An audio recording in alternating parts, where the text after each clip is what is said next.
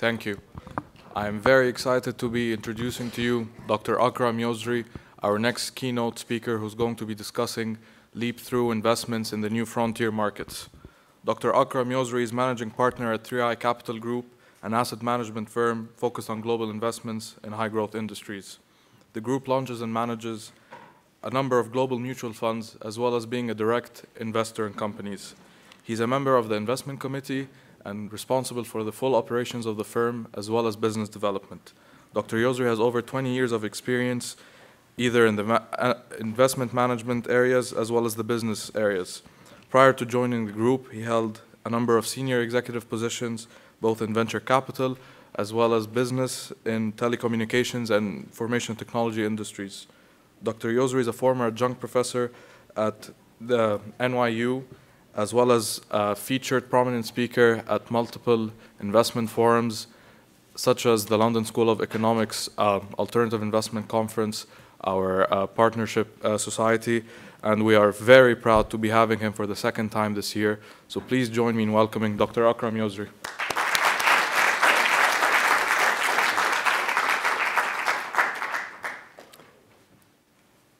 Good afternoon. Can everybody hear me okay? All right, okay.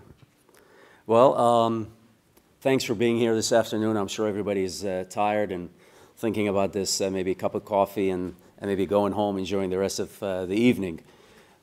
This is, as Omar said, this is my second year here to stand before you and to kind of discuss with you what's going on in the global economy and financial markets in particular.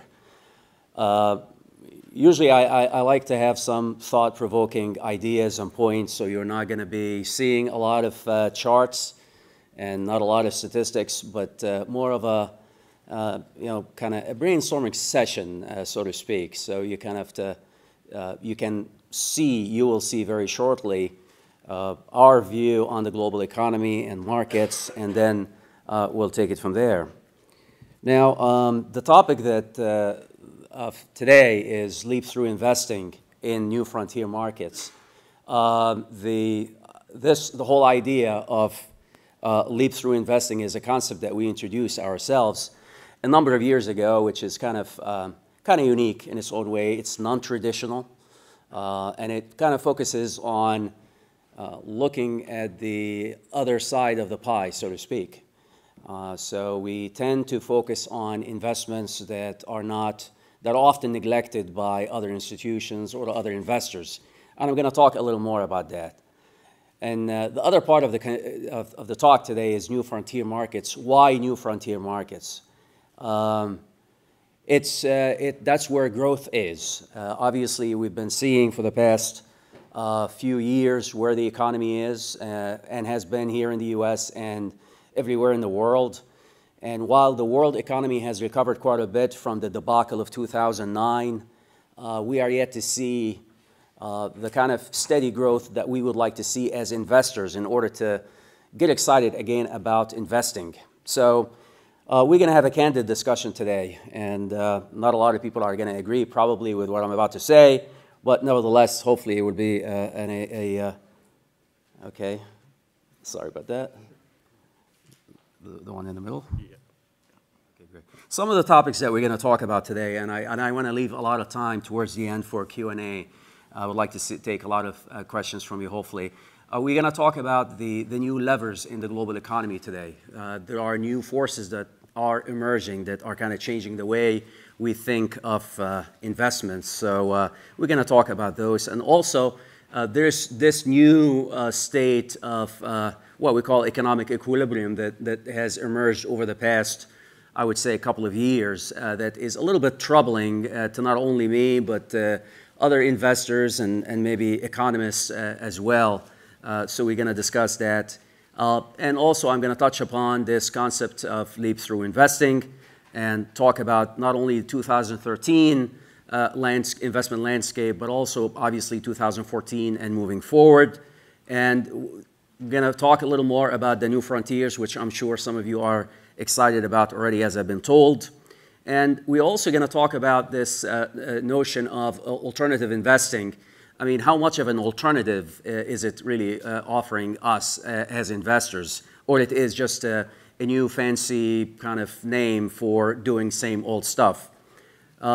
This also topic is quite, I would say, not only intriguing to many, but also controversial, because nowadays we focus on more trading than investing. So are we traders or investors? And for you as a student, what is it that you need to be focused on? A lot of business schools focus on trading, the trading aspect of the financial markets, with very little, I would say, little emphasis on what it takes to be an investor and the rules of investing, so to speak. Obviously, the notion of risk is quite relevant and important, especially nowadays with all the, I would say, the environment, the tumultuous environment that we live in today. We see a lot of political risks everywhere in the world, and we see turmoil everywhere. So how do we navigate these markets given this new reality? And then we're going to talk about this hybrid approach that we follow as an institution when it comes to investing, with a little bit of focus on 2014 and beyond. So hopefully this is a quick snapshot of what we're going to be talking about. So at a high level, with respect to 2013, 2014, there is a new trend that's emerging, and we've been seeing it for quite some time, and that is, if you look at the global economy, you see leaders, or anchor, what we call anchor economies, and we see followers. Anchor economies being US, China, and at the same time we see other economies that tend to follow what goes on in the US economy. Now, a while ago, or last year actually, I was talking here about this kind of interesting relationship between the leaders and the followers. And we said that the economic wave used to travel jet stream, i.e., from west to east, from the U.S. So whenever you had some kind of economic prosperity, usually it moves to Europe, and from Europe to the rest of Asia and the rest of the world. Now, this was decoupled for some time, but again, we see this wave going back again, jet stream again. Now, this is quite interesting, because when you come to think of it,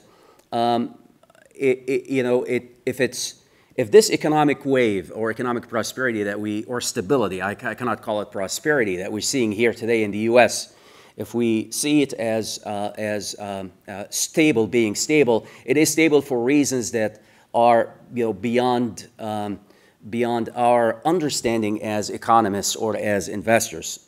So that kind of is creating this environment I would say, an environment where we feel good about things, about investing, about the economy, but at the same time, it seems to be a bit artificial, or artificially induced by policymakers. So we're going to talk a little bit about the Federal Reserve Bank and to what extent these Federal Reserve banks and regulatory bodies are inducing this artificial state of equilibrium. So as I was saying, there you have the followers and the leaders. And, and again, we talked about the jet stream. And the question for us is, how do we navigate in this environment as investors? And what do we need to do in order to be able to move forward without really increasing our degree of risk? Now, when I talked about this actually at LSE, and that's where I met your schoolmate, Omar and Nico, to some extent, it's always a controversial topic for me, because I truly believe that we have an artificial state of equilibrium today in markets. But before we get into that, obviously we need to know what that state of equilibrium is. The concept obviously is driven from systems theory. So if you study system theory, and I'm sure you did, you know that any system, regardless of its kind, whether it is an economic system, a corporate system, whatever system you can think of, it is based on a combination of forces that are coming together, working together in a cohesive way, leading to a state of stability, what we call normal stability, and it's referred to as state of equilibrium, where all the forces are in balance.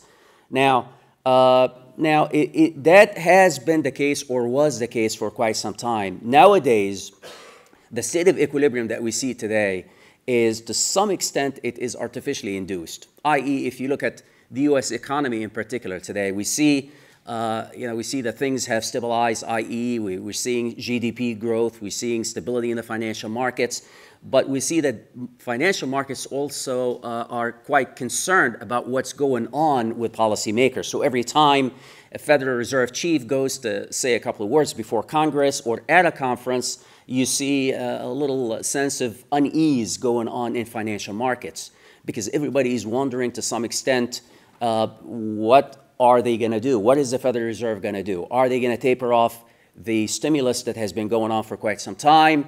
And if it is going to be tapered off, to what extent will this impact the economy? Now, why is it important to us? It's important to us because this artificial state of equilibrium, the way I see it, is really, it's almost like a shot of steroid. You have a patient, and the patient is not really responding to traditional medicine. So what you end up doing is you give this patient a shot of steroid or some other, kind of, medicine of some sort that is not really traditional. It's not intended at healing the patient, but it's intended to making the patient feel good and look good. And that's why you see a lot of buying of this debt by the Federal Reserve, trying to offload a lot of debt from off balance sheets of banks, so banks can go and lend again. But is this the new state of equilibrium? Should we expect the Federal Reserve to continue to do this day in and day out? And what would happen when this stops at some point? Now we see for the past couple of days, 2 days ago actually, it's kind of interesting that I bring this up, because 2 days ago, when the new Fed chief went to speak before Congress, you saw the market go down by 250 points within, I was talking to a colleague of mine, and while we were talking, the market kept going down, down, down very quickly. Just as soon as she started to insinuate that there may be some tapering off, market started to go down quickly. Now, what does that mean? Does that mean that is this bad? Well, I cannot say it's bad. I'm not here to say bad or good. It's not that simple. But it is, this kind of outside interference is important to solve a problem, and the problem should be well contained, and it should be for a specific period of time and with a specific objective. But what we have been seeing since 2008, 2009 is that this exception has become the norm, and people are expecting it day in and day out. So that is creating this artificial state of equilibrium that everybody is aware of, but they are trying to ignore it, and they are saying, oh, we're going to be okay. Everything is going to be okay. Kicking the can down the road, as they say. Now, markets are responding accordingly. So there is a very interesting dynamic between economy and markets. I mean, obviously, markets operate under economy. So when the economy is good, markets tend to go up. But at the same time, there is a new kind of interesting correlation that's emerging. If you look at the relationship between these two elements last year, for example, in 2013, you see a GDP growth of about, I don't know, 3%, approximately 3%. But at the same time, you see financial markets growing by almost 20, 26%. So they are not in line. So there is a lot of speculation about what the future is going to bring. And the speculation, obviously, most investors are speculating that neither the policymakers nor investors are going to allow the steroid shots to stop, and it will continue, thus creating this new normal. So I hope I'm not being too pessimistic here, but I'm trying to give you a dose of reality about what's going on in these markets. Again, when you talk about the state of equilibrium, you gotta ask the question, these forces that are impacting this economic equilibrium, how much of them are outside forces versus internal forces from within the system? Obviously, when you have policymakers coming in and trying to induce change that is not based on the normal supply and demand rule, then you end up having some concerns. We see it quite evident now in 3 leading economies, 2, I would say, Japan and the US in particular. We're beginning to see also the Chinese trying to do the same thing, and also Bank of England. They are all working together to some extent to try to kind of prod up their economies and their markets, hoping that other following or the followers to follow suit and to grow as well in the same manner. So I don't want to talk much about this state of equilibrium. It's just I wanted to paint a picture about what's going on in the world economy today. These are the environments under which we operate. Why is it relevant to us and why is it relevant to you? It's because when you are an investor and when you are investing rather than trading, if you are trading, a trader, sitting in front of a Bloomberg terminal and all you're doing all day long is taking advantage of anomalies in certain sectors or verticals, then it would be fine. You will make money. But if you are an investor, you should be weary of what's going on because of the fact that as a long-term investor, you cannot predict with any degree of certainty what is likely to happen in the future. So we talked about this, current landscape for investing. That's leading us to to inject an element of contingency in our approach, i.e., based on what we do day in and day out, we shied away from long-term investing. I mean, if you want to know what the impact is, a lot of long-term investors are shying away from long-term investing and they're trying to hedge. And the focus now is on short-term investments with a low degree of risk. You would try to mitigate our risk to a large extent. And thus, again, this is not, again, the way the system is supposed to behave. This is not the normal state of equilibrium. The state of equilibrium is based on a combination of trading activities, long-term investing, and short-term investing, the way we have been told by a simple economic theory. And again, as long as policymakers are continuing to kind of kick the can down the road and not acknowledge that we have an issue and be courageous enough to wane this patient of the steroid shots, I think we are going to continue to have this kind of short-sighted approach, including us. And now it's concerning us to an extent where even a number of years ago we decided to look at the rest of the world and to identify investment opportunities all over the globe that may not be impacted by policy making that takes place in these anchor economies, but it is very difficult to do so, as you can imagine. And also, if you look at another problem that we see today, we see tougher and regulatory constraints everywhere. We see the policymakers are trying to put a lot of I would say constraints on fund managers and trying to to kind of regulate just about everything that we do as investors.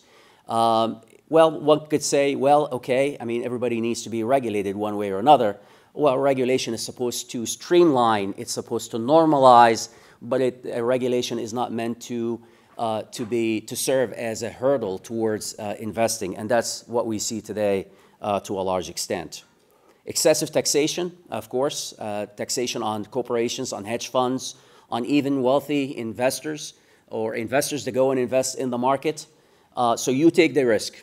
As an individual, you have $10,000 and you go and you buy some stocks and you take the risk and invest and you help the economy and what have you, and at the end of the year you make money and you pay a significant portion of that profit in form of a tax. So you are taxed at income level, at capital gains. Even when you die, you end up paying a tax, what is known as a death tax. If you come to think of it, it is quite excessive, and it kind of forces us to look at risk in a different way. And we say to ourselves, to what extent do I need to take this risk as an investor? So if I'm going to invest my capital and I may lose it all in doing so, I'm damned if I do, damned if I don't, to say the least. Again, the jet stream going back, the economic wave going back is making it a little bit difficult, even for us to invest in other markets that we got excited about over the past few years, namely the frontier or emerging markets and some what we call new frontier markets. And we're going to talk about those in the next few minutes. But these are countries that lack all the key ingredients that you would find in a mature or emerging market, but yet they have also key ingredients of success. So it's becoming even very difficult to take risk and invest in these markets. So basically now, in a nutshell, long-term investing is becoming very difficult to do, and it's kind of forcing us to think almost like 12 to 16 months, and nothing beyond that, because anything beyond that would carry with it a high degree of unnecessary risk. So that leaves us with this very interesting question. We as investors, at the end of the year, we kind of take stock of where we are. How did we do? Did we do well? What was our overall ROI? Should we continue to do the same thing? In most cases, most companies, most investors tend to follow the same kind of strategy with a little bit of a change, a minor change in their approach. But the problem is, given the fact that everything around you is changing and all these geopolitical risks taking place all over the world, it becomes very difficult for us to follow the same old approach, nor should we try to follow the same old approach. So we need to reinvent almost all the time and reinvent ourselves and think about, think about the game. It's almost playing a football game. You have offense and defense. If your offense is not doing the job, you're going to have to sit back and say, I got to change the formation. It's not working.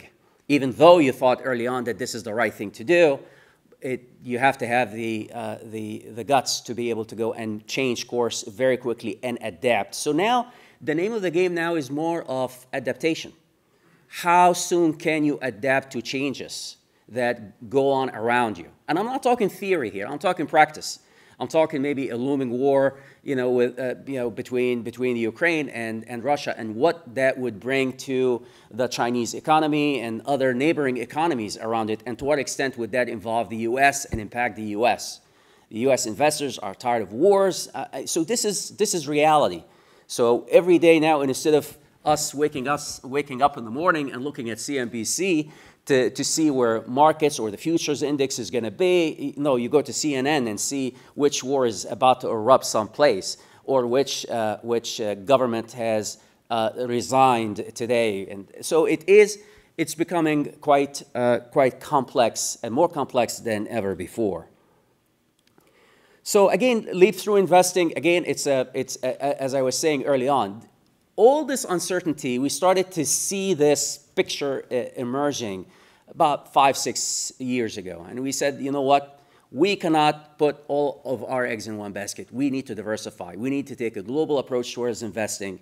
But at the same time, we need to look at this, the other side of the pie. It's almost like very few people saw the other side of the moon, right? Only those astronauts that went around the moon to come back to Earth.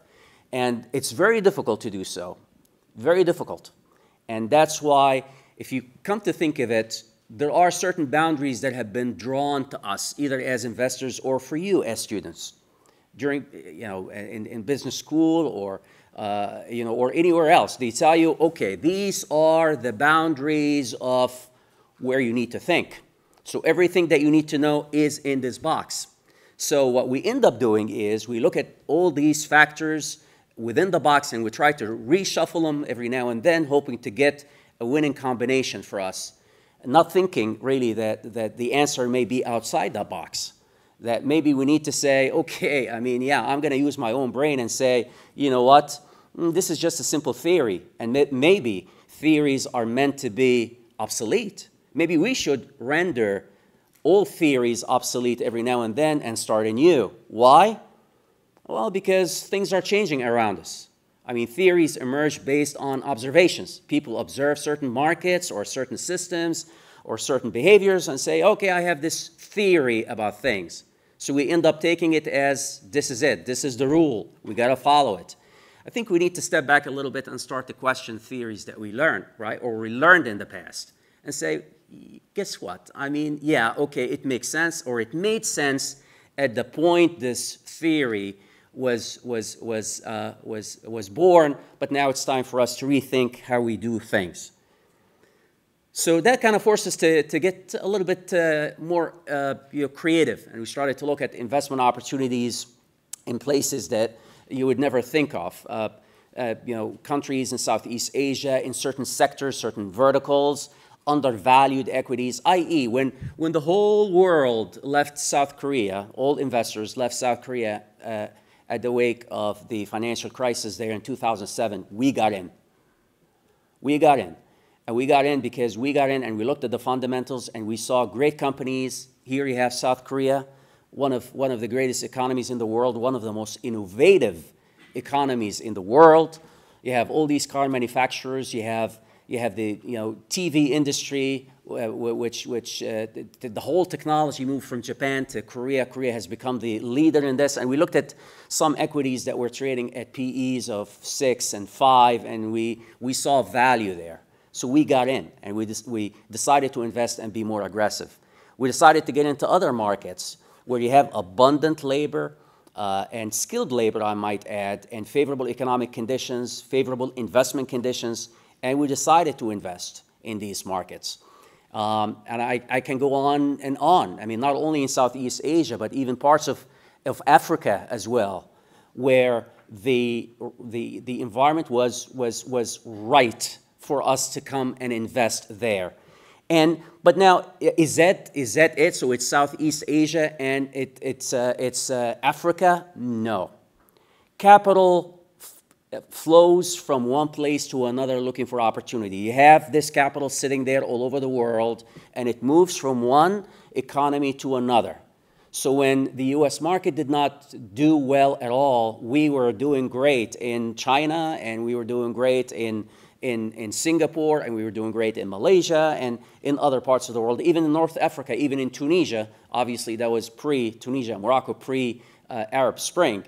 And so we did great in these markets. We did good in Latin America, too. So what I'm trying to tell you here is not to say this is what we did. I'm trying to send a message that sometimes, while most people are focused on certain markets, the real value may be hidden outside of that box that I have been referring to. And it is a very difficult thing to do, by the way. I mean, it's easier said than done. I mean, I can say, yes, it's outside the box, but where? I can share with you a very, kind of a small experiment that we did. That experiment came when we, on a whiteboard, we had a whiteboard, we put a box, we drew a box, and we said, okay, let's identify all the opportunities, all the verticals that we've been investing in over the past few years. So let's put them in there. So we started to write. Someone was standing by the board, started to put names, and then at the end we looked at the box and we said, you know what?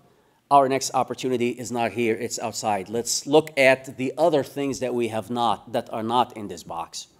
It was a kind of very interesting exercise, and obviously there is more to it than what I just said, right? Because once you identify those outside the box, now you gotta go and identify the real opportunity in a methodical way. But it is just a different way of thinking, and that is something that I encourage you to do, especially at this stage in your life.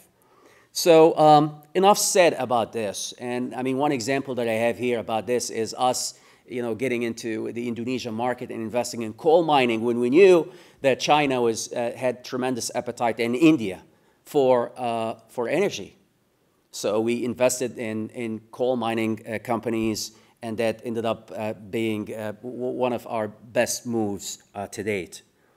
Now, these new frontiers are quite interesting, and they change. They change, and they bring with them opportunities, but they bring with them a high degree of risk. It's kind of interesting because the first time that Nico heard me talk about new frontiers, it was at London School of Economics last year. And afterwards, he came to me and he said, it would be great to talk about new frontiers. And I was like, okay.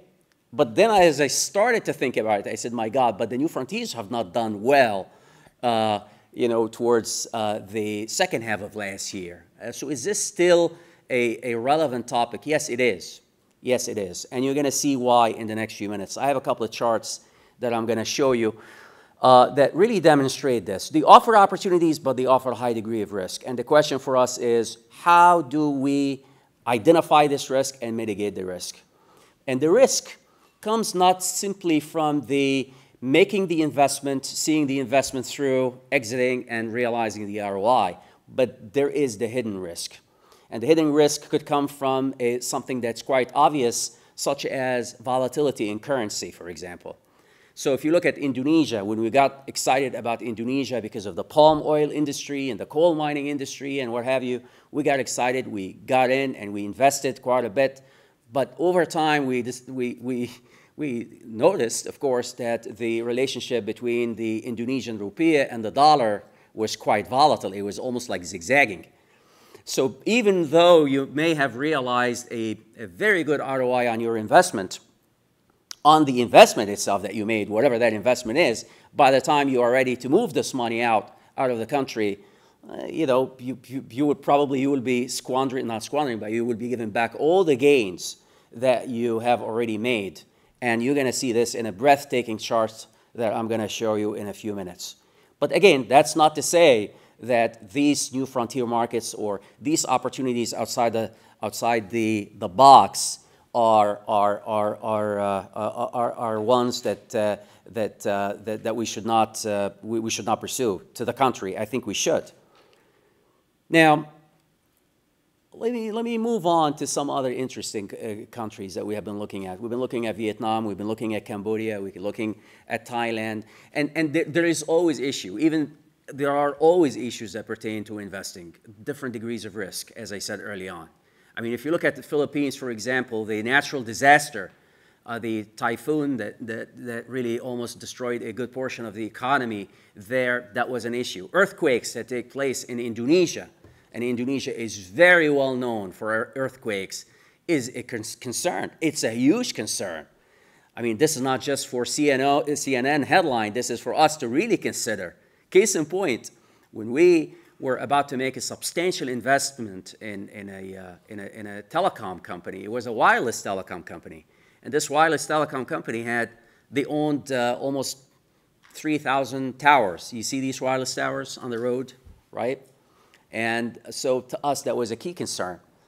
Okay, so in the case of an earthquake, what would happen to these towers? Are these towers going to be, kind of destroyed, and to what extent? How do we mitigate our risk in this case? What kind of instruments do we need to have? Well, we looked at the volatility between the dollar and the rupiah, and then we found out that banks can give us sell us a product to hedge, against this kind of volatility. So when you add this cost, different degrees of cost, then obviously that changes the equation quite a bit. But nevertheless, I'm just trying to give you ideas and some real examples about how we've been looking at these opportunities that exist out there. Now, this is the chart that I really was referring to a little while ago about the 2,000 year in review. And this chart actually was prepared by a classmate or a schoolmate of yours who's doing an internship for us. He surprised me with this at the end of the year. I asked him, I said, let's do a year in review. Give me something about these markets that we've been investing in. How did they do? And as you can see, there is breathtaking growth, as you can see, everywhere in all these markets. And the markets, as you can see, from the US, Hong Kong, Indonesia, Japan, Malaysia, Philippines, Singapore, South Korea, and UK. And you can see everything is going up to a huge extent. Actually, some of these have done over 20, 30% again, but there is no valid correlation between this growth and the economic growth evident in a GDP. So how can you reconcile the two? Obviously, you have to enjoy the moment. I don't want to rain on your parade and say, oh, this is bad. I mean, it's good to realize these profits, knowing that the sustainability is not likely to be there. So the issue is sustainability, and to what extent we need to prepare for this normal state of equilibrium when and if it emerges again. Because again, this is based on the steroids, right? When you start taking the steroids off, how is this patient going to handle things, right? So that's a very interesting thing. And obviously in 2013, we saw the opposite, complete opposite of what happened in 2012. which was that the new frontier markets, emerging markets, did a lot better than the anchor markets. But we saw a reverse in the fortune, obviously, due to this kind of induced stability that I was referring to early on. Now, obviously, there is this issue about these markets. Are they reaching this point of a bubble or overheating at least? We see it. We see it. And I'm sure you can see it too. A lot of you, I'm sure, do a lot of data analysis and have access to, to computers, right? All you have to do is just simply go to a Bloomberg screen and look at certain verticals in the US market and see how they did in 2012 versus 2013. In 2012, everybody was excited about energy. Since the US government lifted the restrictions over investing in energy, companies did great. But not so this year and in 2013. It's a moving target, folks. Seriously, I mean, this is a continuous education. So whatever you learn in business school, it's good. You gotta see it as a foundation, as a solid foundation for things that you will continue to learn throughout your life, as long as you are in this business or intend to be in this industry. You have to be able to adapt and use this as a platform to grow from there. Now, I want to talk about this risk, this other risk that we talked about the liquidity and currency constraints. Now, investing in frontier markets, while it may be quite exciting to many and to us, liquidity was a key issue. When you invest in these markets, you are not going to see the depth that you would see in a market such as the US or Hong Kong or Singapore, for that matter. You're going to see thin liquidity. What does that mean? That means that if you get in and you commit yourself to an investment, by the time you are ready to exit, you may be shooting yourself in the foot, because it may not be that easy to exit without really giving back a lot of the gains that you made, because there isn't enough liquidity. The second issue is the one that I referred to early on as the volatility in these currencies. Currencies, let's say, if you look at the Indonesian rupiah, the relationship between the Indonesian rupiah and the dollar, look how breathtaking this chart is. And again, this schoolmate of yours is here among you. He's the one who prepared this chart. And it's absolutely amazing. It's breathtaking. And look at this. 26% of the value of the rupiah was lost against the dollar. That means in order for you to make money or to achieve any decent ROI, your ROI must be way above that 26%, provided, of course, that you are going to exit and move the money elsewhere. But if you're going to be staying there, then may God be with you. You're going to have to live with the fact that you just lost 25% of your investment. Whether it is in the actual investment that you made or the currency, it doesn't matter. But you see all these economies, frontier economies, started to suffer quite a bit towards the latter part of last year, because, again, they were not getting the solid support that you would normally find in a healthy economic wave that is not self-induced, i.e., under normal circumstances, when you have an economic prosperity coming from the natural forces of the system, not the outside forces of the system, i.e., policy making and stimulus packages and buying of bad debts and what have you. The system should work itself. The system should balance itself. And there are people, purists, call them purists, but yeah, maybe, I guess we are to some extent, but we believe in systems theory, that normal factors that belong to the system, when they get together, somehow, magically, this state of equilibrium takes place. And it's the real thing. So if this state of equilibrium is growth, then it is growth, and it is sustainable. So the issue here is the sustainability of this cycle that you're going through. So this, again, talks to that point that I mentioned early on about how uneasy it is and complex it is to invest in these markets. Now, the bright side, before I move on to a different topic, is that some of these markets started to kind of decouple their economies again from those anchor economies, and that's why we see a rebounding in these currencies all over, not only in Malaysia, in the Malaysian ringgit or in Singaporean dollars, but we see it also in the Indonesian rupiah, and so we see that these economies now are beginning to say, you know what, I am going to create maybe my own little cocoon a little bit to protect myself, to hedge myself against the unforeseen fluctuation that may happen or volatility that may happen in the future.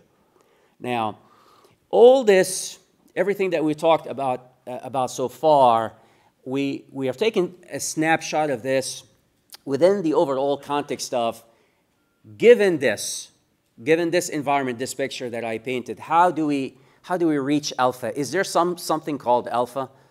And how do we reach it given this uncertainty? So can it be realized? Yeah, I think it can be realized. But this realization depends on how we adapt to things. Our approach must change almost on a yearly basis, even every 6 months. And sometimes it's very difficult for us to do so. But I truly believe in the cannibalization theory. Sometimes, you know, we must have the courage to render some industries obsolete, right? Because that's the way of the future.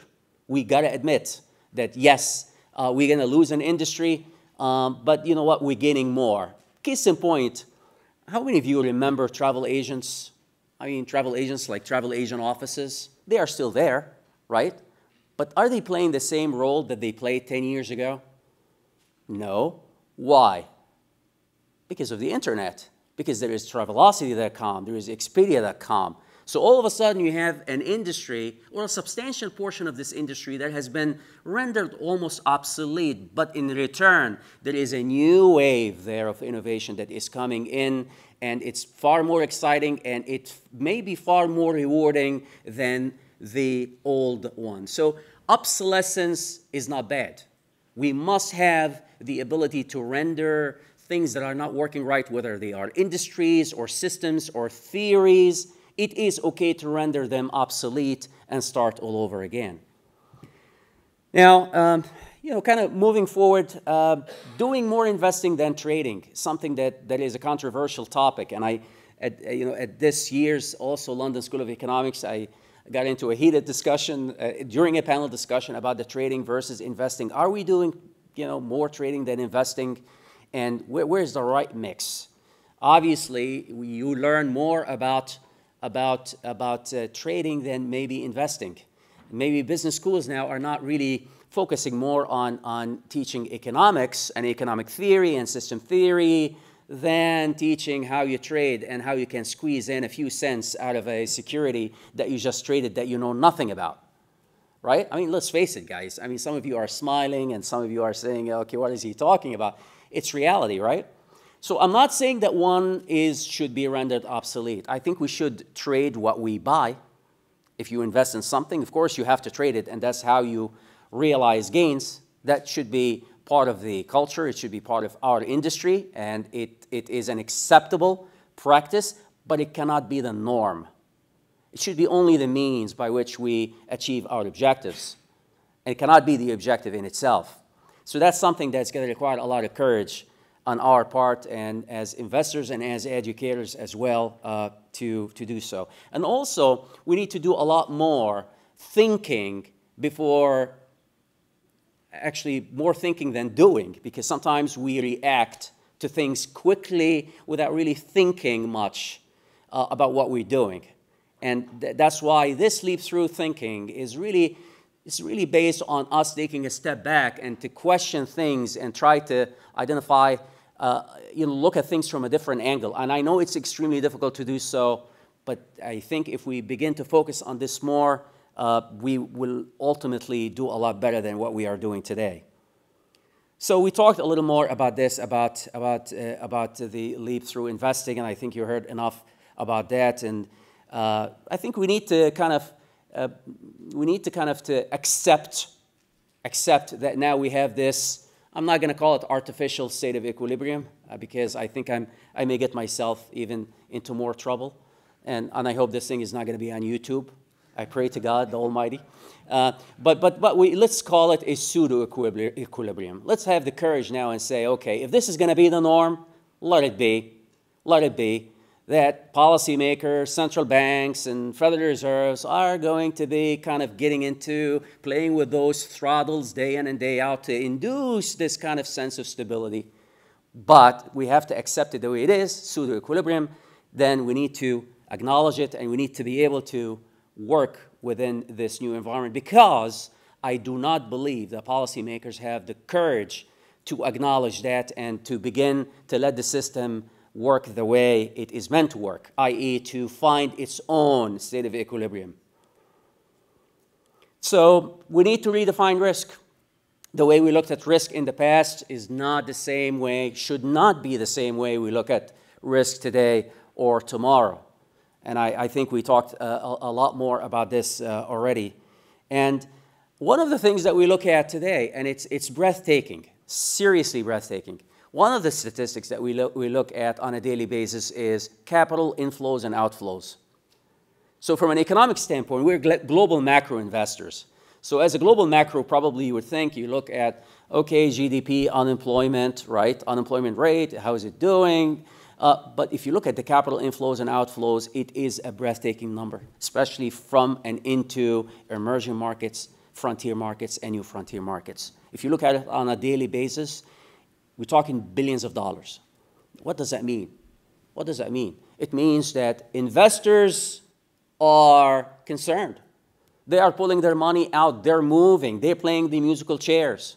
Some of them acknowledge it and talk about it, but some do it in a very implicit way by moving the money in and out, rendering these economies almost quite helpless, because now they have to defend against this. So not only do they have to deal with growing their own economies, but they have to deal with the unexpected, and that is losing $40 billion, US dollars, overnight. That is not something that any emerging or underdeveloped market can handle. So that is creating a little bit of chaos, which is making even the environment far more difficult to navigate than ever before. And that's why we need to look at risk analysis in a very different way. We got to take the old factors that have proved to be quite stable or maybe obsolete, take them out of our equation and bring in other factors into this equation. And some of you may say, well, okay, but these risk factors are quite qualitative in nature. Yeah, they may be. I mean, political risk or political stability or instability, it's a qualitative factor, but I mean, we can turn it into quantitative, can't we? Right? I mean, that's why we go to business school, right? To take the qualitative factors and say, yeah, I can do this. I can inject this into my formula, and somehow, make it part of the formula and add a quantitative value to it and bring it into the system. So this environment that we're in requires that we kind of follow more contingency approach, i.e., as you go and you execute your plan, you must have a backup plan, a contingency plan approach that says that should A happen, B is ready to go. Knowing that this contingency plan, whatever it is work in progress.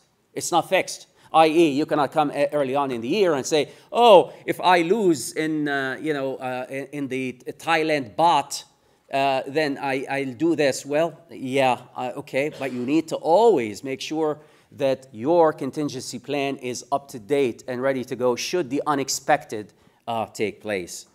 So, i.e., going back to the sports, the sports metaphor that I tend to use in really looking at markets, it is offense and defense.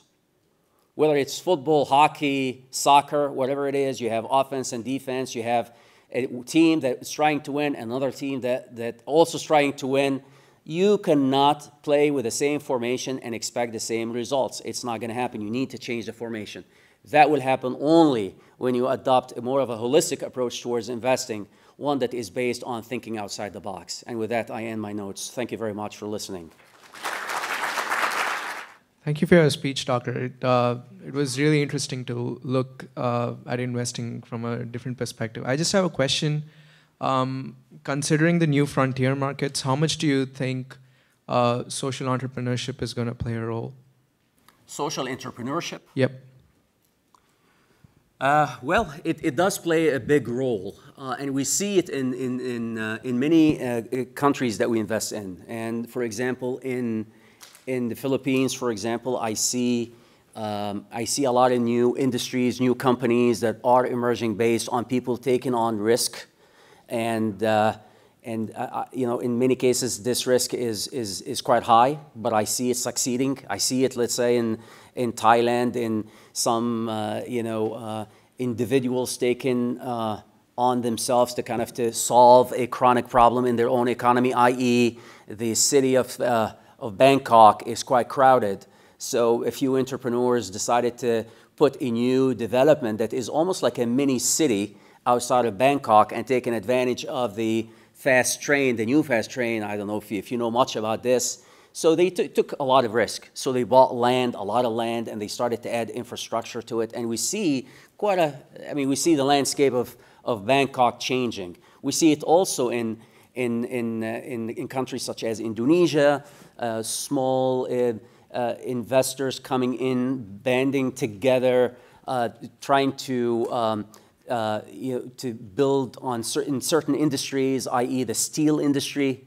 We see a lot of entrepreneurial elements in that industry.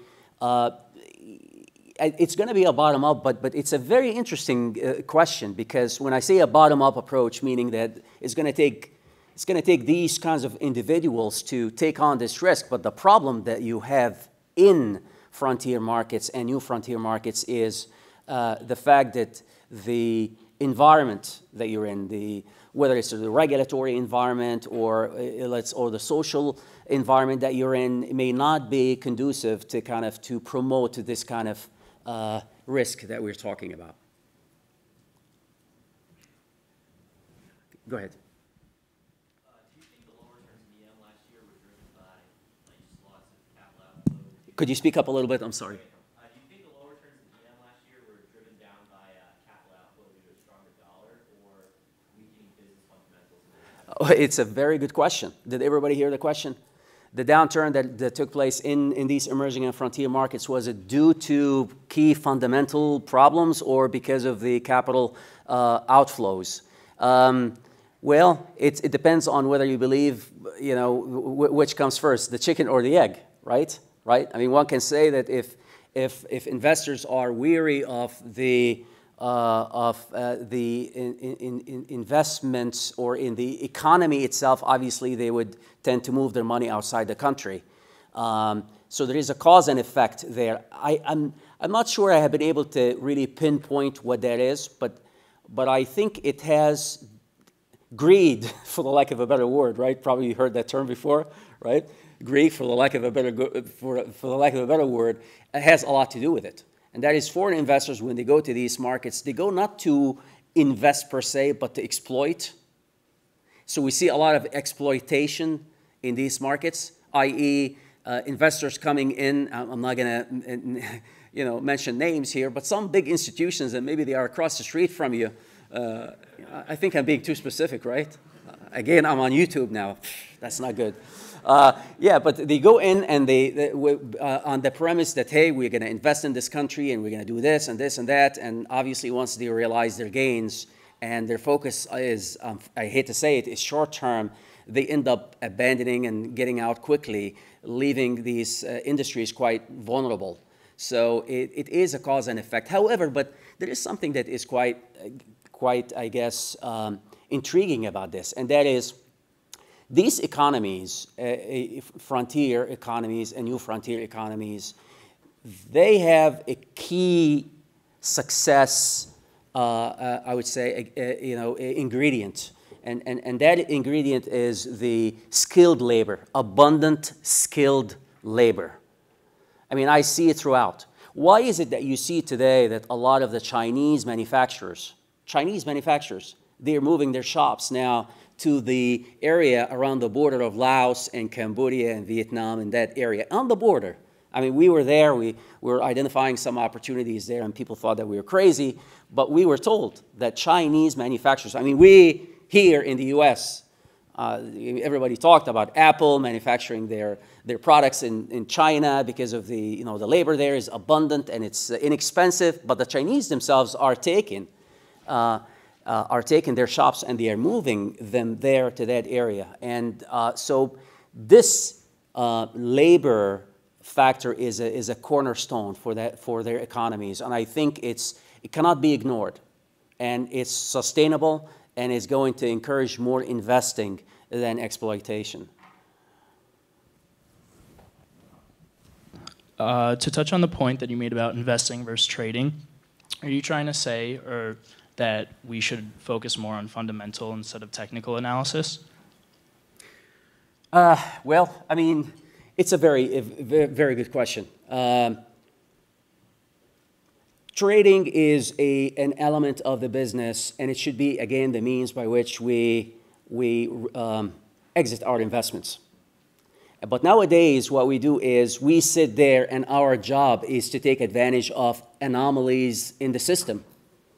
And the anomalies in the system may be as a result of bad news in the market about the sector or about the industry, so the stock may go up here and there. So are we focusing on fundamentals when we do this? No, very little fundamentals, i.e., I wonder how much time traders spend on looking at fundamentals of the companies they trade. I mean, I really don't think. I mean, they may be focused on screening. And there's a difference between analysis or analyzing and screening. They may screen opportunities or companies, but are they really invest? I mean, the whole idea of trading and investment, I mean, the idea when you buy a stock, you're buying a stock because you want to hold it as an investment. You want to hold it based on the simple, intuitive notion that it may appreciate, right? I mean, this is the whole concept, right? So, so the whole idea, if your objective is not really to hold it for an investment, I mean, to reap this benefit that I'm talking about, then you are really putting a lot of pressure on those whose intention is to really invest and reap the benefit of such investments. So, are we doing enough? Spending enough time on understanding fundamentals? No, we're not. No, we're not. I mean, it's a fact. We see it day in and day out. And listen, I can say that even ourselves, we can be, I mean, we are guilty to some extent in some cases. In some cases, when we get into companies and we think, oh, this company is going to go up and the stock is going to do great, we get in, and when you see that it's not doing great, and you see other forces going against you, pressuring a stock down and trying to, kill that stock for some reason. I mean, what are you going to do? Sit there and wait and say, no, I like the company? Of course, you're not going to do that. But you cut your losses or you reap whatever benefit you got from it and exit. So I'm really talking about the culture itself. This is a phenomenon, a wider phenomenon. It doesn't pertain to a single institution. It really starts from the bottom up, from schools, from institutions, from... we are not really getting people to think about investing, to provide capital for a company, to take that capital and invest it in a factory or to expand an existing operation or hire more people to achieve higher economies of scale. We're doing very little of that nowadays, I'm afraid. Thank you so much for the presentation. And I just have a question regarding to the opportunities in emerging market. You mentioned a lot of exciting opportunities over there, and I was wondering whether you can explain a little more how you guys conduct your research for the opportunities in emerging market to counter the risk that you might have missed by using the U.S. evaluation metrics, because there are many instances such as James Chanos has been investing in China, shorting China real estate, thinking it's a bubble, but it has been 10 years and he has taken a great loss in it. So I was curious, how have you guys taken care of that kind of risk that you might not foreseen by using US metrics, and how is it that you're researching process in the emerging market? It's a very good question. And the answer to that is it's not one size fits all. Never is, never should be. Meaning, Each market and each economy has its own forces, it has its own dynamic, it has maybe its own state of equilibrium, and you cannot apply a matrix that you use in evaluating a stock such as Twitter, in valuing a company, a Twitter lookalike in China. You cannot, because you have different forces, you have different supply and demand rules, you have different capital, I would say capital mass that may be interested in this sector. So it's not one size fits all. But what metrics do we do or do we follow? I mean, for opportunities that come our way, we have a very simple formula. And the formula is based on, think of the first box as screening. So you have almost like what we call a sink. And the sink is, that's where all opportunities come our way. And we know about these opportunities through our global footprint. We have relationships with just about every single investment banking firm in the world. So they let us know about opportunities.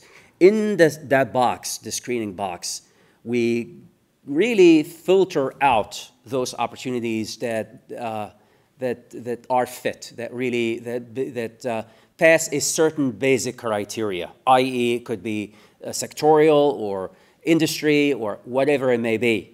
And then from there, once we pass that, then we conduct our own analysis. And our analysis is thorough. I mean, sometimes we dig deep into a company's performance, and sometimes we look at historical data. Sometimes we meet with the CEO and CFO and get to know them and ask tough questions and see how they answer. But can we do this across the board?